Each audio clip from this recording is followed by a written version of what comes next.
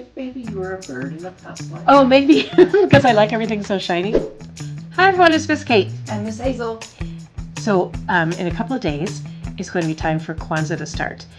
And we thought today we could do something crafty to get ready for the celebration for those of you who celebrate Kwanzaa. We're going to paint a Kinara, which is a candle holder for the celebration of Kwanzaa.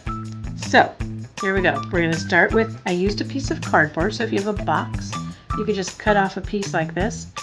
I painted my background blue just because I thought the colors would look nice with it, so that's what I did. I'm going to use yellow to make my Kinara, the base of it. It's a pretty simple painting, but the Kinara has 7 candles on it, and we're going to paint them in the correct color and colors in order. I'm going to just make a little 1, 2, 3, shouldn't really plan it out very well. 5, 6, 7. Yeah, it's going to be good. Okay, so the colors of the candles are, there are 3 red, 3 green, and a black. So we're going to start with the red. And you painted the base yellow. I painted the base yellow because I want to be able for everyone to see. So I'll paint a candle in red. 1, 2, sure they're all the same. And 3. And in the middle is the black candle. Did you use acrylic paint? I used acrylic paint on this, yes. I think you could use any paint you wanted to. So if you did with watercolor, you could do, just on a piece of paper. Okay, now here we go with the green candles. Okay, now, here we go. Now, they are lit in specific order, but we're just going to show you when they're all lit, what they could look like with gold paint. Who doesn't love gold paint?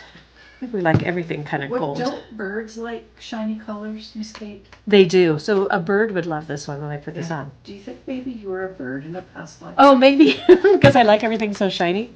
Yeah, maybe. Okay, don't do this at home